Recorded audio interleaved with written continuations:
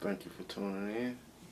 Um, and what we'll be talking about, I'll be starting doing uploads, just talking about random little situations and issues of the world. You know, thank you for tuning in. Right now, you're tuned in to Jesus Nano, which we Cupid lies problems of the world and issues, and basically we actually bring we try to keep topics relevant that should be relevant like reform of national security and cyber crimes, uh, delayed reactions and problematical systems, and also the reform of AI intelligence, which means that we have to go back and restudy and see how smart AI has gotten and what has driven AI to become so smart.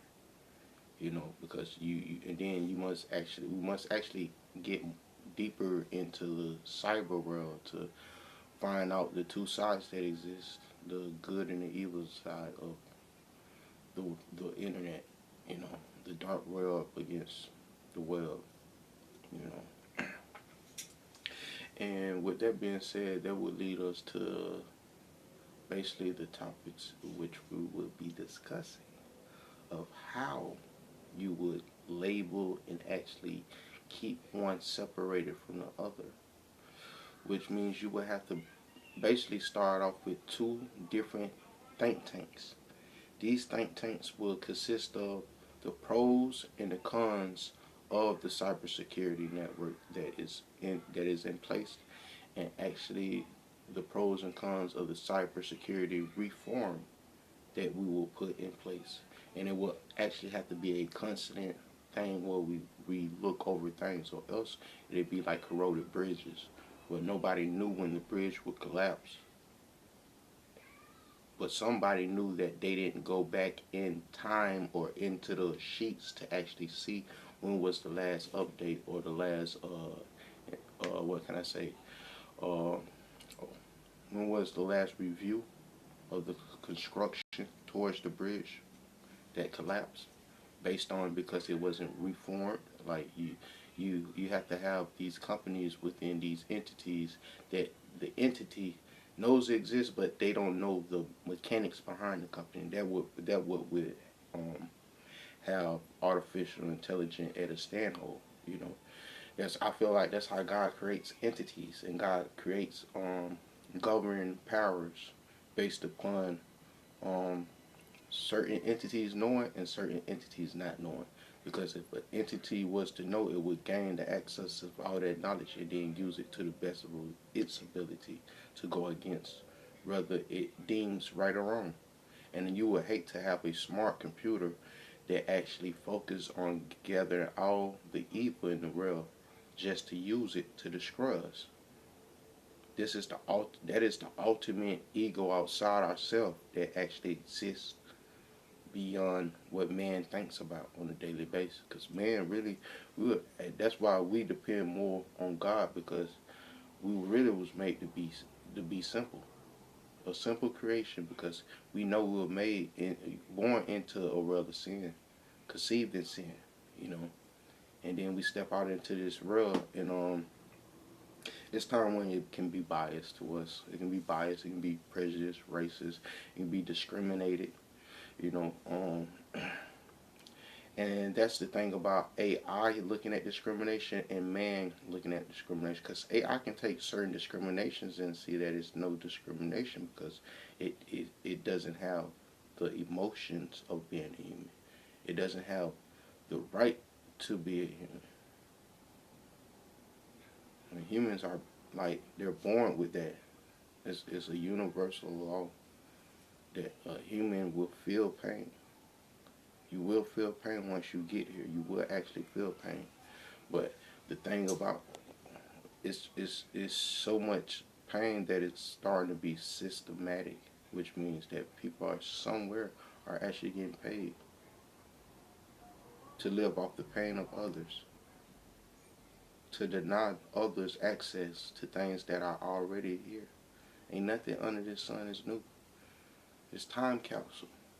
It's time capsule. The only thing about it is like if we be more obedient towards God we'll get it quicker. We'll already have it. But the thing about it, man through time has always looked beyond the face of God. We always looked upon the knowledge of God. We always try to look past something that is already freely given to us. And this is what we constantly battling. We're constantly battling what we know is real and what God says is real. But if God says it is real, you should know it to be real. For his words don't lie. I can tell you the truth. Like if his word lie, I wouldn't even be here right now. And I know many other people that would actually, even if they don't like me, they know that right there is a truth. Even in their life, my enemy's life would actually say that if God didn't exist, they wouldn't be here. You know, and that's not even trying to describe God or anything in John. They just knowing that it was a creator outside of man's thoughts, actions, words that actually created all this for his glory. I didn't know that sin brought upon a frequency and a vibration of a lower state that will always, um, what can I say? It will always drain. It will always drain. Sin was made to drain because, see, you can have sin around and not know, but it's going to be a time when God reveals something that isn't right. You're going to feel like it's not right. He's going to put you in a situation where you know, like, no, this ain't how it's supposed to go. Because he's trying to actually bestow it in you that he has gifts, talents, treasures in you, and things in you that you already know. You just have to move out the old and the unuseful things. Just like it's unuseful programs that still exist inside the matrix or the stimulation of which we coexist with to try to call it duality, which is reality. But to actually see duality, that means you sit on a different realm and look at things. You know, I feel like with Christ, you know, him being away allows us to see a different point of view. Like regardless of I win the argument or the discussion, I still shouldn't put up a barrier where I can't learn more. You know, it should never be a time in life where you get to stop at growing because growth actually comes from the inside. It actually comes from the wanting to know more, but also to know that it is more because the God, the Lord Jesus Christ, the one who died for our sins, didn't just die to keep us captive by our sins. He died to release us from our sins, which means release us from the feeling of us having to be so cursed that God don't want us to actually perceive, receive, and actually be humble for what He has already provided, which is life itself. From the breath of life, from the looks of life, from the feelings of life, from the ups and downs of life. You know, it's all part of the book of life. You know, in the book of life, people think that God just gonna have a book where it says nothing about mistakes, where it says nothing about. But the thing about it, God wouldn't even like that book because it wouldn't teach nothing, and it wouldn't show His glory. His glory is when we're weak. Man himself, if he's strong, he's just like Jesus said. You know, those who want me, they're not healthy. It's an illness that they know that I can only fix. They may look for things to like just coexist with it, but it won't be a thing that actually is relevant to them except they come and see who is Jesus, who is Christ. What is he all about? And then most people that come and see him, they think it's gonna be no, it ain't gonna, it's gonna be a little revealing and he'll be like the whole time, right there in front of my face. Tell me something. When Judas wanted to sell Christ out, Where was he when he did all this? Right in front of Christ's face. And Christ was right there. The person he finna betray right there in front of his face. Right. And then it brings you back to a deeper understanding of, dang, Christ got sold out and he still loved the one that sold him out. Broke bread with him, ate with him. Like, matter of fact, I'm gonna give you a head start. I'm gonna give you a head start for you to go run and tell them. Not knowing that when you go tell you, you're not doing nothing but actually just being deceived. You're being deceived. Because the thing about it, what Judas didn't think about is that if this is the Savior and you went with him, you seen miracles, and he done did awesome, great things, and you sell him off for 30 pieces of silver, your mouth messed up. Even your mouth messed up. Your head is already messed up because you try to sell the Savior out. And then the craziest thing, the second thing about it is for the amount you sold them for. When you could have got more than that, you probably could have got the church with the people inside it. But the great thing about Jesus being in that situation, God had a story in heaven where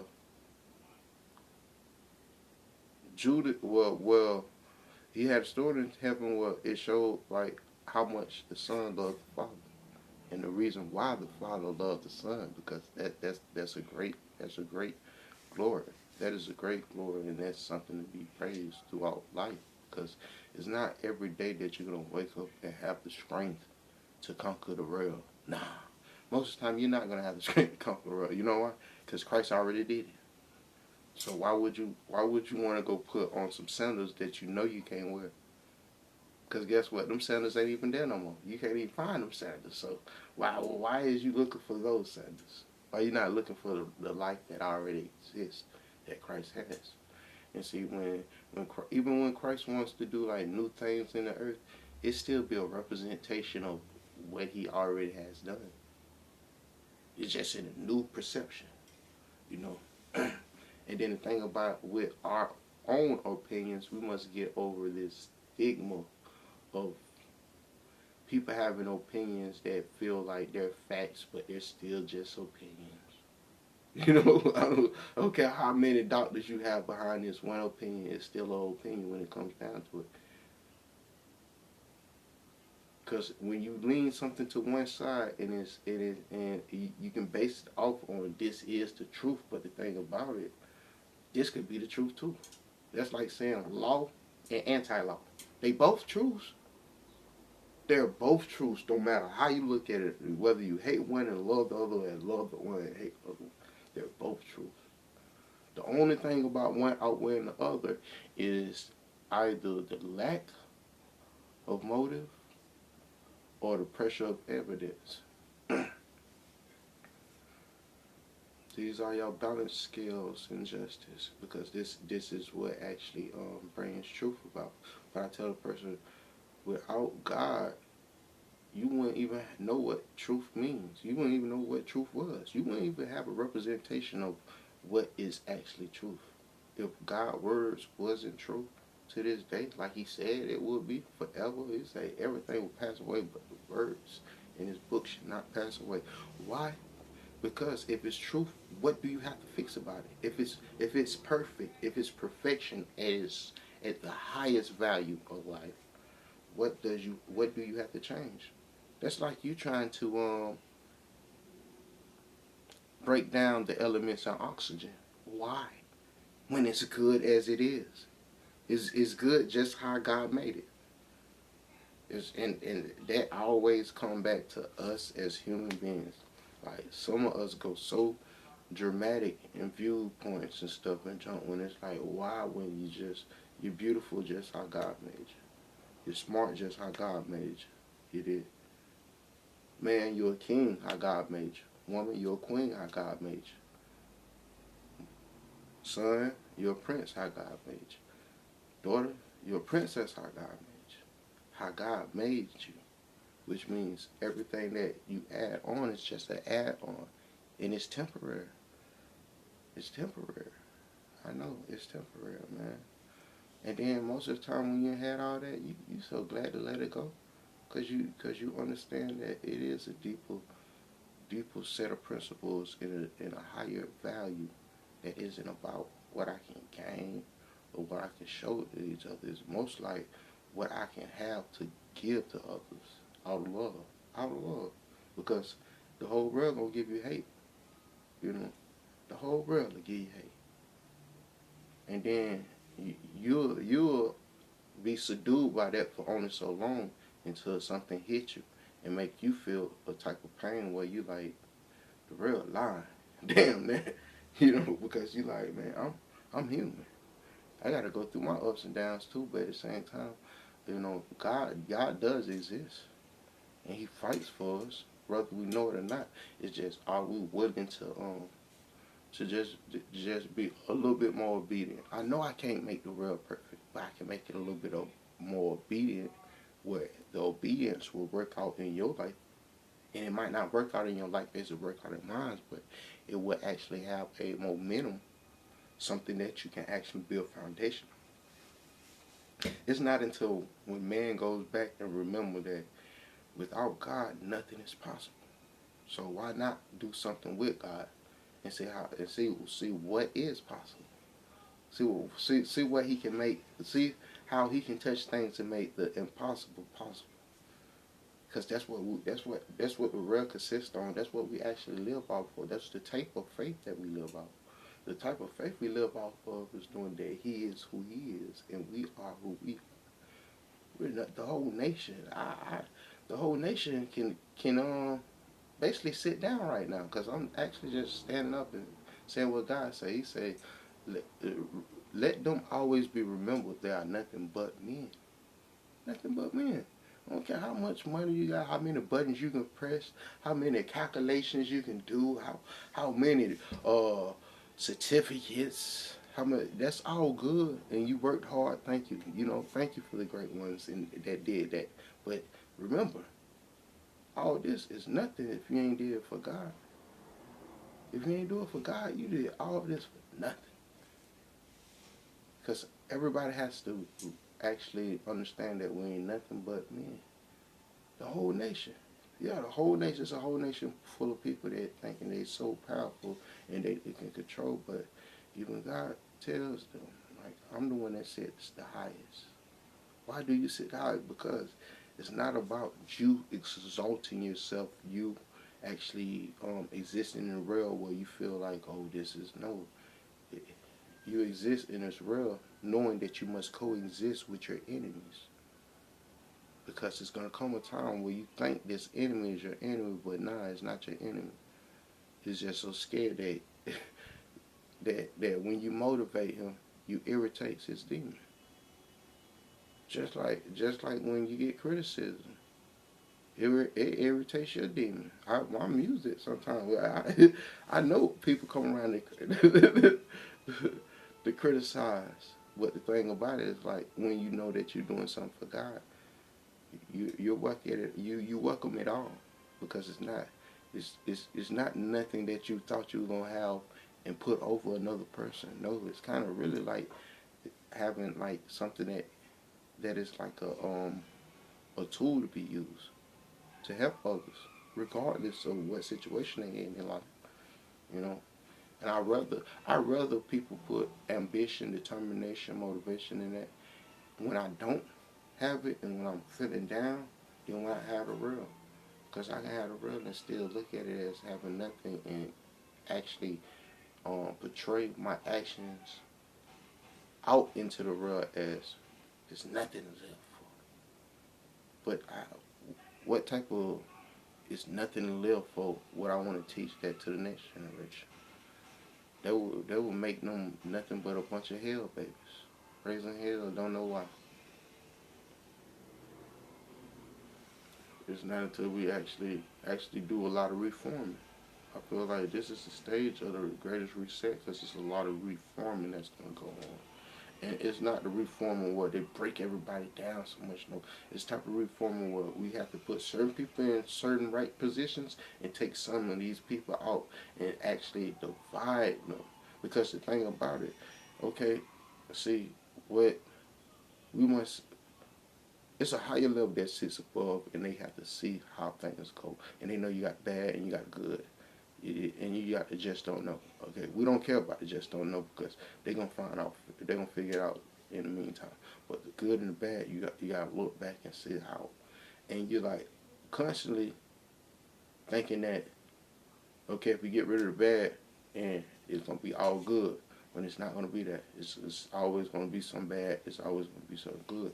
So what you must work with is the willing effect in the two. You will always have a family or somebody that's so tired of how this way is going on this side, and they're so tired of how this way is portrayed to go, that they're gonna get on, and this is what's gonna make the Christ kingdom effective because it overtakes both. Because if you leave the good by itself, it would actually turn into evil because it would fill itself off of the pride of what it does for others when it shouldn't be that. That's why it's a balance. You can be good, but if you don't have the humbleness in your heart, all your good is not gonna be. It's gonna be for nothing. It's gonna be for nothing. You know, just like you can be evil, all the evil and it's be what nothing. So, so you must take the two and show them that it's a better way. Instead of just seeing the right side of things or the left side of things, how about we see the fullness of Christ in all, and then guess what? Both sides will be more humble. And in the Bible, it states that the only thing that separates the good from the evil is the gifts they give. Evil don't know how to give good gifts. They don't know how to give good gifts, and most of the time they don't even know how to accept good gifts. They've been to cut you out. Now, what you give me this? Like, dang, my bad. Tony, I ain't gonna get you no more sweaters. My bad. Like, so you have to like actually sit back and sit back and let God mold you into who He's trying to present to the world. Because every time you're out there, or anywhere you're at, to actually and you love God, you're presenting God to the world. And nobody has to tell you that you're presenting God to the world. You're gonna know. He's gonna show up. He's gonna do something. Because us as humans, we must know that we can't do it all by ourselves. We can't do it all by ourselves. We can't do it all by ourselves. And you know why I say it like that? Because I be having to remind myself. Like, but the craziest thing with me is like, I'm not a Superman. I can be Superman when I have to, but that's usually when I feel like the world is in trouble. And God just like, He go ahead and, but other than that, I'm like a little cartoon. Like, I'm super tired and just chill out, make people laugh and get along with life because it's, people are out here and they're still feeling certain types of pains. Even though it's one pain, it's different types of ways to feel it. And the thing about it, it is hard to deal with certain pains that you can't explain or you just can't. Even if you did try to explain it, that still wouldn't make you get over it. You understand? Like, you'll just be aware that, oh, it's this type of pain. And with that being said, keep the faith. Don't never let the hurt of this world determine your outcome. One, because when you believe in Christ, all you have to do is start walking with Him, and He'll accept you. He'll accept you in your crumbled ways, just to actually iron you out, just to get you straight. He'll accept you in your crumbled ways because He has a plan, and when His plan start in effect, you wouldn't even believe. You wouldn't believe. You wouldn't believe because it takes more than just sight to walk with God. You gotta have the faith. You gotta have the belief that He does exist, and then you gotta have the patience in a time when things go wrong. Things go wrong because I kind of feel like that when things go wrong in a believer's life, that'd be like God putting them on stage to show them like this is how you do it the righteous way. This how upright. This how you can become upright. You know, I don't. And the craziest thing is like the story of Job. The greatest parts of the story of Job was when he was suffering. When he was suffering, and his friends, his family, everybody was denying him. Because they were like, this cannot be God doing this to Job. This cannot be God doing this. It wasn't. This the crazy thing. It wasn't God doing it. It was God allowing the devil to see could he play tricks on his mind to get him to walk outside of what God has already given him. But the thing about Job, he knew one thing. God, you already knew I couldn't do this. So I know you exist. I know you exist because I've seen things in my life. It's just, I can't explain. So I got to give God the glory. Because I feel like that's why he put things in our life like that, so he can remind us. It's like his little way of reminding, like, I see you, like how a father would do his kids. You did put them in a situation where it'd be like, I see you, and like, thank God, thank you, Jesus, thank you, Jesus. Or like, when you ain't got home to your family after a hard day, or vacation, or you done went out and about, or or probably some survived some of the worstest things, and you just get to a place where you're like, thank God, thank you, because no, I'm telling you right now, man, to actually know that God is is is way, way, way, way better than to live a life where you think you're cursed and you don't think God gonna see you. You don't think God is gonna be there, but He's there. He is there. He is there. And when I say He is there, He will see you through other people's eyes. And it don't take you. You don't have to be no big movie star, no celebrity. You ain't gotta be none of that. You can be just a little old you. You're little you, and he'll show you that He see you by the important things that you know that exists, and you like, man, that's beyond my fathom. That's beyond anything I can. Yeah, I'm not even worthy of even thinking a thought like that. But he's like, nah, man, don't never put a thought above my creation, not above the thing that I love. I created you. I love you, and I know there's gonna be times where it get hard, but guess what? I do exist. I do exist. And sometimes when you go through hardship, it's just God way of showing you that when you love me, you don't have to love me regardless.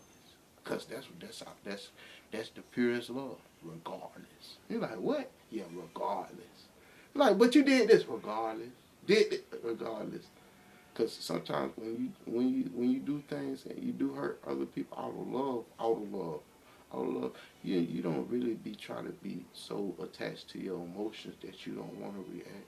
No, you react because it comes from out of love. You like, I don't know too many other things except for love that will actually make a person want to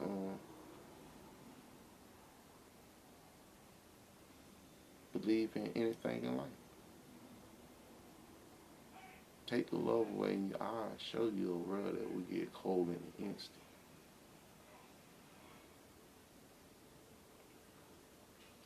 Then you take love away, what you gonna do with God? What you gonna do with God? What you gonna do with Christ? Huh? You take love away, it doesn't exist. The most mightiest power to ever exist while man breathes and lives is love. Why? Because we all wake up not knowing whether we will have oxygen for tomorrow. But guess what? We let tomorrow worry about tomorrow. Because we too busy praising God for the day. So that way you can, and see what I thought. I didn't never know that with certain fears, you don't have to let them come so close. You got to go dive in them and search in them. No, you can just cut them off. Cut it off and let it be what it is, an illusion for an attempt on your life. An illusion for an attempt on your life. Because in your life, you will have light. When you walk with God, when God actually reveals Himself, you ain't just walking without purpose. You can walk without knowing. But God will reveal Himself to you to show you that this is the way. And I can honestly say when He reveals that this is the way, your best bet is to take it, because it's before destruction comes. You know, we all realize that in our life of mistakes and turnarounds, that God does root for the underdog, because He knows today that that underdog is gonna turn things around, and he gonna be used by God to turn other people around, and them other people gonna be used by God to turn other people around, and them people and together are gonna become the body of Christ that actually wasn't the body of Christ, now is the body of Christ, which means you was accepted of the preachers that only spoke about Christ. They had a testimony of Christ, but once you see the preachers that come to show that the testimony of Christ is still relevant, that's a higher level of conscience. That's a higher level of knowing that, oh, God's so real that God still He still, like He say, I can raise up dry bones. And if you want to see what a dry bone, I'm one of the representations of that too. Because if you raise up the dry bone gonna get raised up, and guess what He's gonna do? Come back and testify. Testify in Christ. Testify God is real. You're like, what? Yeah. And be bold with it. Be bold with it, testifying. Because He know what God done put Him through and brought Him through. And He know that it is only because of God. There ain't no other power that can exist outside of something we can't comprehend but God. Because we can take all the organizations of this world and God will make them what? Foolish and nothing. Because if He had to need all those organizations for people to know God, nobody would know Him. They're too busy cutting people off and denying access. So God had to exist in a realm where the only ones that actually get to have the glory of knowing Him is the ones that truly believe Him and willing to walk with Him. Whether they know how to or don't, they're willing to try. You know. And I tell a person that's a great thing, the will to try.